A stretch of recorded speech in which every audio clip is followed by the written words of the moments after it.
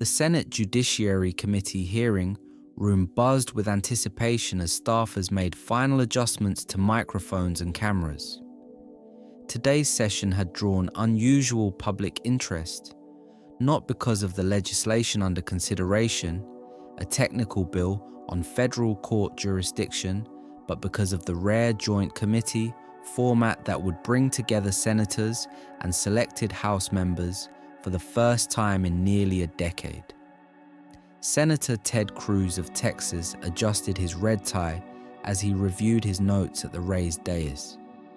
At 53, the former Supreme Court clerk and longtime senator had built his reputation on combative questioning and theatrical confrontations that generated viral clips for his substantial social media following.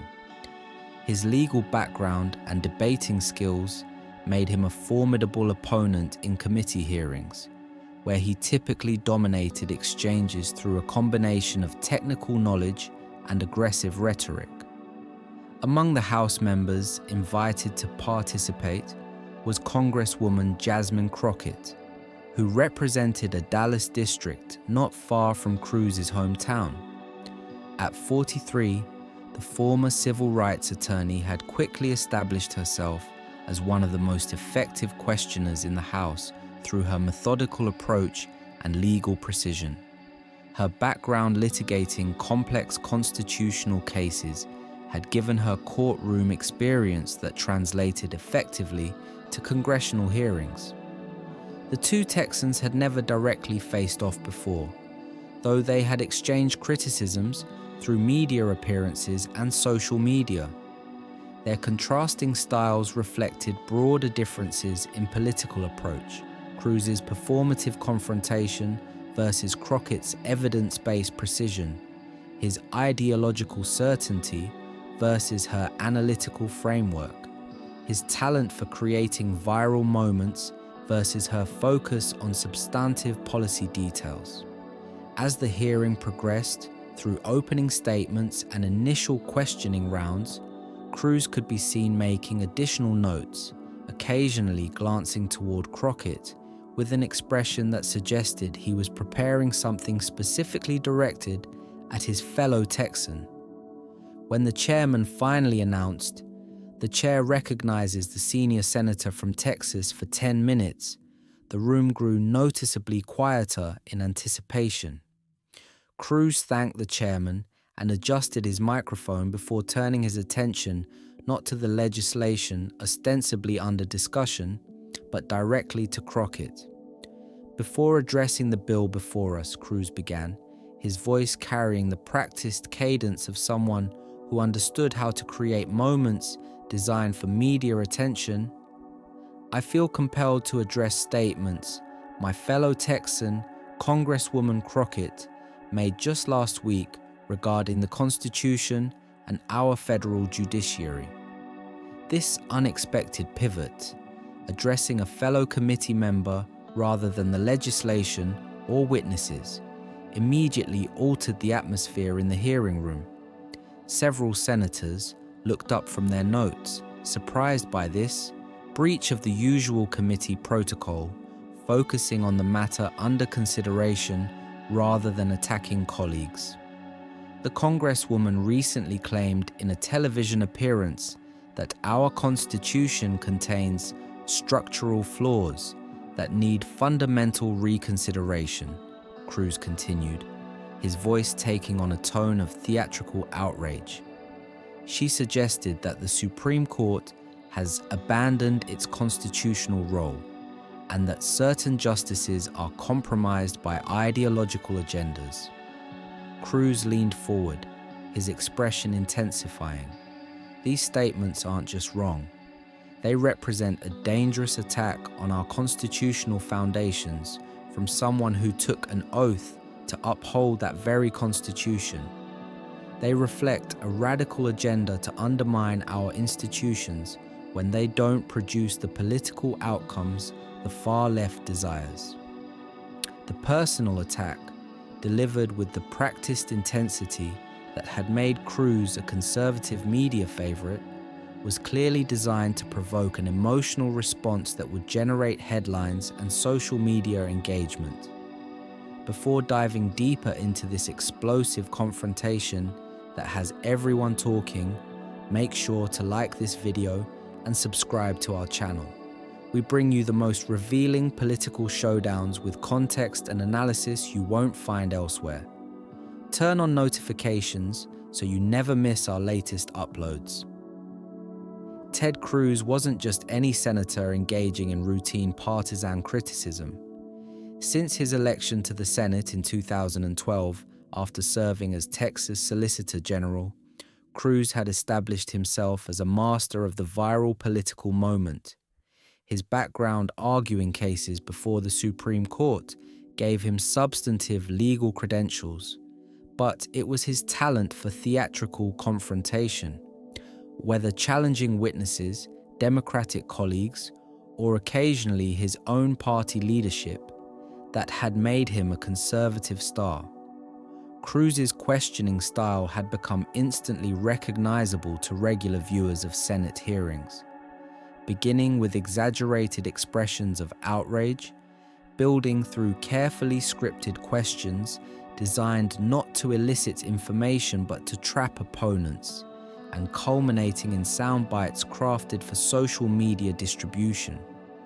This approach prioritized creating shareable content over substantive oversight or legislative development, a strategy that had proven remarkably effective at building his national profile and fundraising base.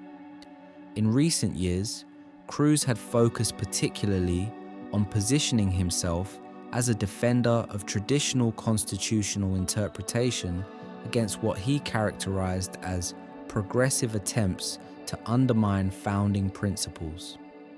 This framing allowed him to cast policy disagreements not as legitimate differences in constitutional understanding, but as attacks on the Constitution itself, a rhetorical move that energized his base while delegitimizing opposing viewpoints. Congresswoman Jasmine Crockett brought a markedly different approach to her congressional role. Before entering politics, she had built a substantial legal career representing clients in complex civil rights litigation, often challenging government actions on constitutional grounds. This work had given her both deep knowledge of constitutional law and practical experience constructing methodical arguments that could withstand aggressive opposition. Since joining Congress, Crockett had distinguished herself not through theatrical performances, but through precise, evidence-focused questioning that often exposed contradictions or factual errors that witnesses couldn't easily dismiss.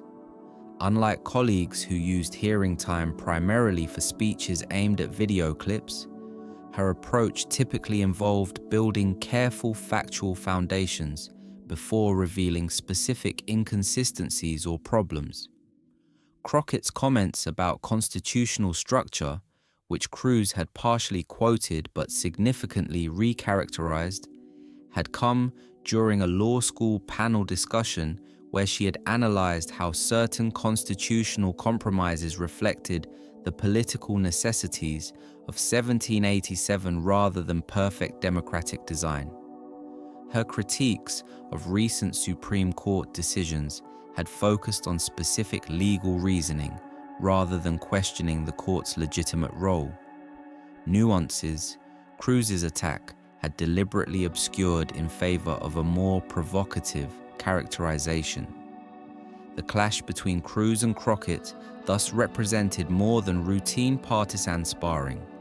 It was a confrontation between fundamentally different approaches to constitutional governance and political communication, ideological certainty versus analytical nuance, performative outrage versus substantive engagement, strategic provocation versus evidence-based examination.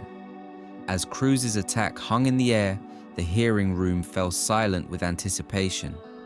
The committee chairman looked uncomfortably toward Crockett, clearly uncertain whether to intervene in this unusual breach of protocol or allow her to respond. Since the senator has directly addressed the congresswoman with serious accusations, I believe she should have an opportunity to respond, the chairman finally said. Congresswoman Crockett, would you like to address Senator Cruz's comments before we return to the legislation under consideration? All eyes in the chamber turned to Crockett, anticipating an angry reaction to Cruz's provocative characterization of her views. Would she respond with matching outrage? Would she become defensive about her previous statements? Or would she find another approach entirely? For a moment, Crockett looked down at her notes, her expression revealing nothing of her reaction to Cruz's unexpected attack. When she looked up and began speaking, her voice was remarkably composed, neither defensive nor angry, but clear and precise. "Thank you, Mr. Chairman, for the opportunity to respond," she began, "and thank you, Senator Cruz, for bringing up constitutional interpretation, which is indeed relevant to the jurisdiction bill before us, though perhaps not in the way you've framed it. This initial redirect, connecting the constitutional issues Cruz had raised back to the actual legislation under consideration rather than engaging solely with his personal attack, immediately signaled a different approach than the emotional response Cruz had clearly been trying to provoke. Since Senator Cruz has raised questions about my views on the Constitution, I believe it would be helpful to clarify what I actually said rather than respond to characterizations," Crockett continued, her tone remaining professional.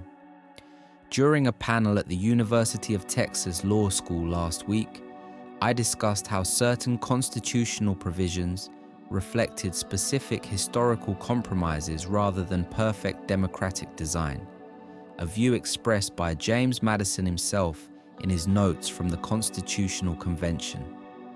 She turned briefly to her materials.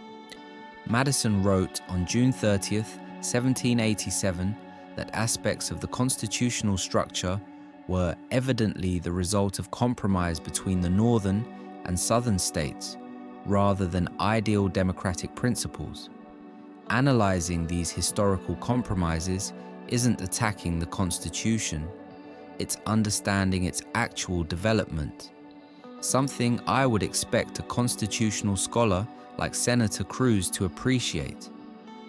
The correction, delivered without matching Cruz's confrontational tone, but with specific historical citation, established that Cruz had significantly mischaracterized her academic analysis as a radical attack. Several committee members visibly reacted to this effective reframing, which had shifted the conversation from Cruz's provocative characterization to the actual substance of constitutional history. Regarding my comments about the Supreme Court, I did indeed express concerns about specific recent decisions where the legal reasoning appeared inconsistent with established precedent, Crockett continued. But analyzing judicial reasoning isn't questioning the court's legitimate role. It's engaging with that role seriously, as lawyers and legislators are obligated to do. She maintained perfect eye contact with Cruz as she continued. In fact, I'm puzzled by Senator Cruz's suggestion that critiquing Supreme Court decisions somehow constitutes an attack on the Constitution, given his own extensive criticism of the court throughout his career. Without raising her voice or displaying anger, Crockett reached for a document on the table before her. In Senator Cruz's book, One Vote Away, he wrote that certain Supreme Court decisions represented lawless power grabs and political judgments masquerading as legal ones. He described some justices as legislating from the bench and acting as super legislators, imposing their policy preferences. The direct quotation of Cruz's own words, which paralleled the very criticisms he had just characterized as attacks on the Constitution when coming from her, created an immediate contradiction that several committee members visibly registered. Rather than responding with matching outrage or defensive justification, Crockett had calmly presented evidence that exposed the double standard in Cruz's attack. Senator Cruz also stated on the Senate floor in 2015 that the court had engaged in imperial overreach and had become fundamentally undemocratic. She continued, citing specific dates and contexts for each quotation. He called for constitutional amendments to override certain decisions and suggested that some justices had engaged in radical departures from constitutional text and tradition. With each specific citation, the contradiction between Cruz's attack on her and his own record became increasingly apparent. Yet Crockett's tone remained conversational rather than accusatory, simply establishing factual inconsistency rather than attacking Cruz's character or motives. I raise these points not to criticize Senator Cruz's right to express these views, which I fully support even when I disagree with them, she said. I raise them because they demonstrate an important principle. Vigorously debating judicial interpretations and constitutional structures is not an attack on our system, but an essential engagement with it. The reframing was masterful, transforming Cruz's attempt to position her as attacking the Constitution into a broader point about the essential role of critical analysis in constitutional democracy, while simultaneously revealing that by his own standard, Cruz himself would be guilty of the very offense he accused her of committing. Our constitutional system was specifically designed to incorporate ongoing debate about its application and interpretation, Crockett continued. The framers themselves disagreed profoundly about constitutional meaning from the moment the ink was dry on the document. Madison opposed Hamilton's banking bill as unconstitutional. Jefferson and Adams had fundamentally different views of constitutional powers. This historical context further undermined Cruz's attempt to position constitutional critique as somehow inherently illegitimate. Without directly attacking Cruz or matching his confrontational tone, Crockett had effectively exposed both the mischaracterization of her views and the contradiction with his own record.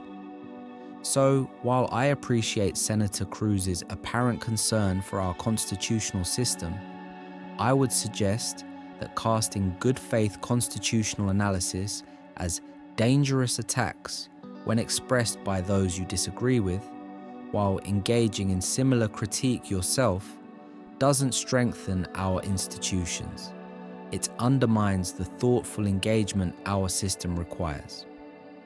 The response, substantive, specific, and focused on the contradiction in Cruz's position rather than personal attack, had completely inverted the dynamic Cruz had attempted to establish.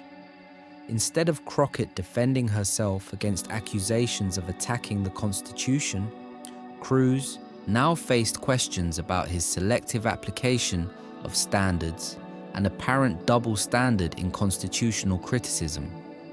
For a moment, the hearing room fell completely silent as the impact of Crockett's response registered with the audience and committee members. Cruz's expression tightened almost imperceptibly, the only visible indication that he recognized his tactical error in attacking a colleague who had come prepared with his own words that contradicted his position. After several seconds, Cruz attempted to recover. The Congresswoman's selective quotations don't capture the context of my criticisms, which were focused on specific legal reasoning rather than questioning the court's legitimate role, he said, his voice lacking some of its earlier confidence. I completely agree that context matters, Crockett replied smoothly. That's precisely why I found your characterization of my law school panel, comments without their academic and historical context, so concerning. I'm glad we share the view that criticizing specific legal reasoning isn't the same as attacking constitutional institutions. The redirect was devastating in its simplicity, using Cruz's own defense to reinforce her original point that he had mischaracterized her positions by stripping them of context.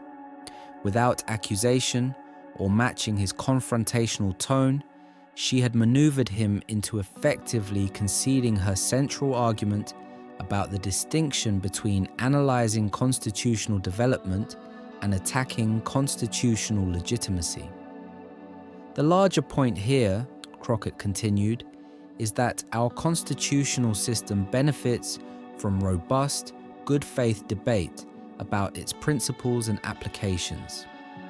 Attempting to delegitimize such debate by characterizing substantive disagreements as attacks on the system itself doesn't serve the thoughtful constitutional engagement our democracy requires. By elevating the exchange from personal attack to a substantive discussion of constitutional dialogue, Crockett had not only defended herself effectively, but transformed the entire frame of the conversation. What Cruz had intended as a viral moment of accusation had become instead a thoughtful exploration of how constitutional democracy accommodates and indeed requires ongoing critical analysis.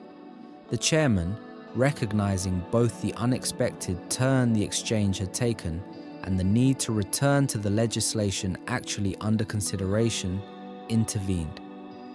I think we should return to the federal jurisdiction bill before us, he said. Senator Cruz, you have 4 minutes remaining in your question period. For the remainder of his time, Cruz attempted to redirect to more comfortable territory, questioning aspects of the legislation in his usual confident style, but observers noted that his typical theatrical flourishes seemed somewhat muted, a tacit acknowledgement that his attempt to create a viral moment at Crockett's expense had not only failed but backfired in ways that were already spreading across social media.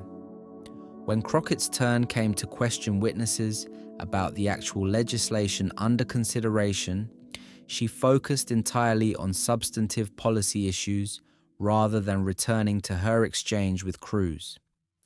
This disciplined return to the committee's actual work further highlighted the contrast between her substantive approach and Cruz's theatrical diversion, a distinction not lost on other committee members, several of whom made a point of complimenting her questions about specific jurisdictional provisions. By the time the hearing concluded 3 hours later, the exchange between Cruz and Crockett had clearly become its defining moment.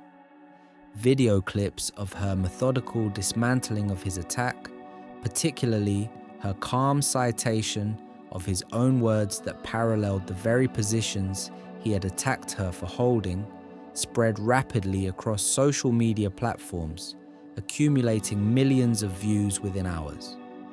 Political analysts from across the spectrum noted the effectiveness of Crockett's approach.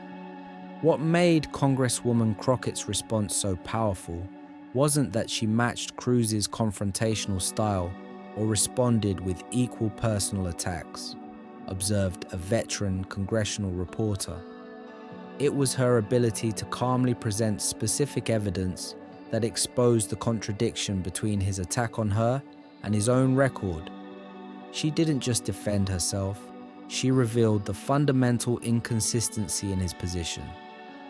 Conservative commentators acknowledged the tactical miscalculation in Cruz's approach.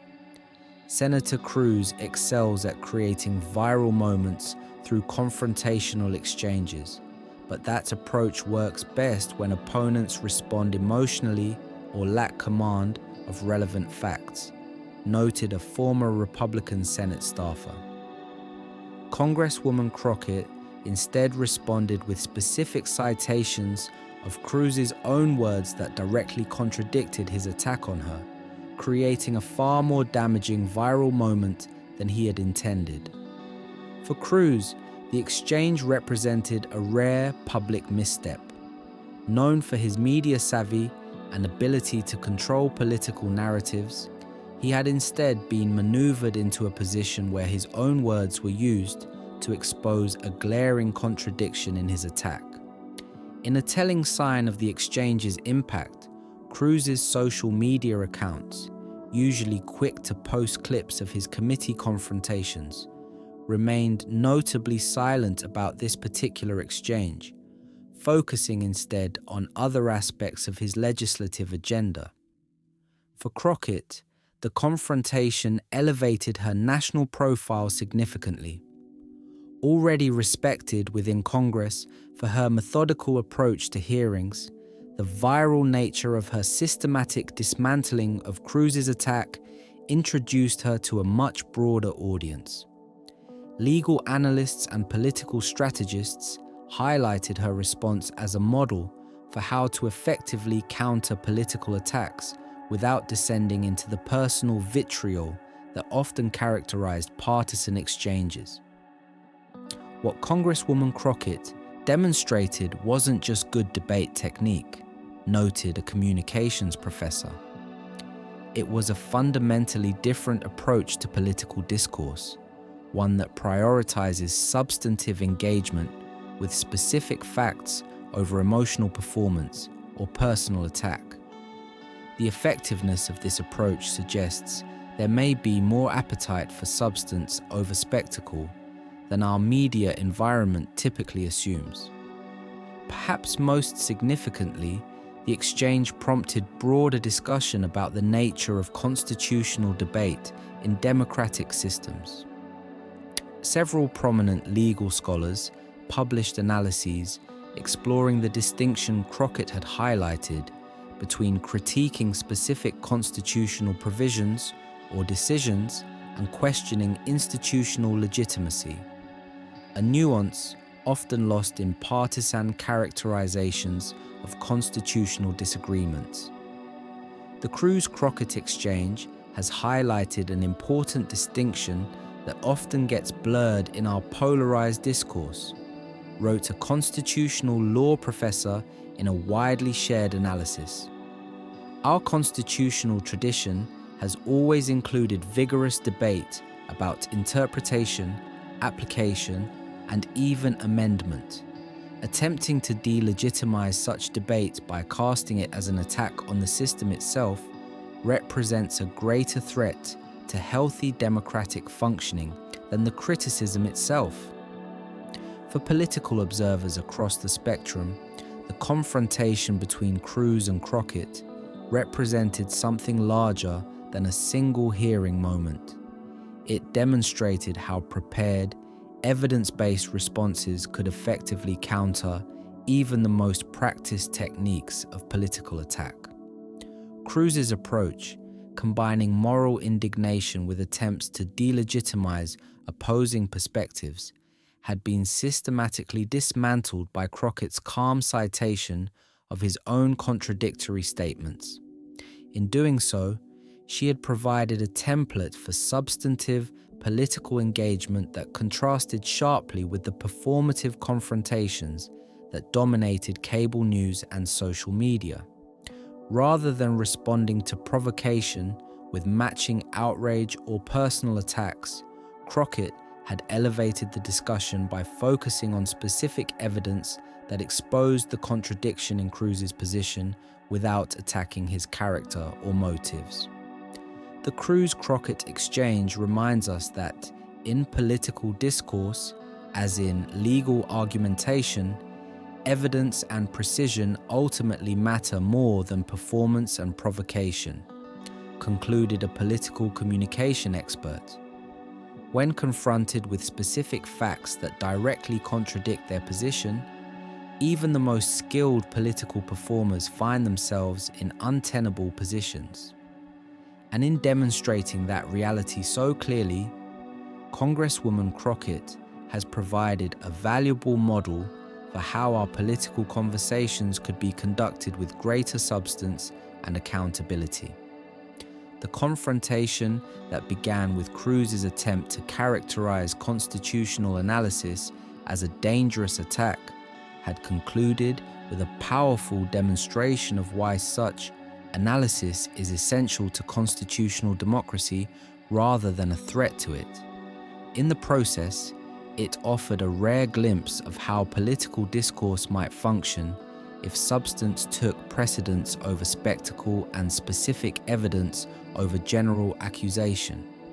A vision of democratic debate that many viewers found themselves hoping might spread beyond this single memorable exchange. If you found this breakdown of how Congresswoman Crockett turned Senator Cruz's attack against him through precise citation of his own contradictory statements valuable, make sure to like and subscribe to our channel. We bring you the most revealing political confrontations with context and analysis you won't find elsewhere. Hit that notification bell to stay updated on our latest videos showing how evidence and composure can overcome even the most practiced political attacks.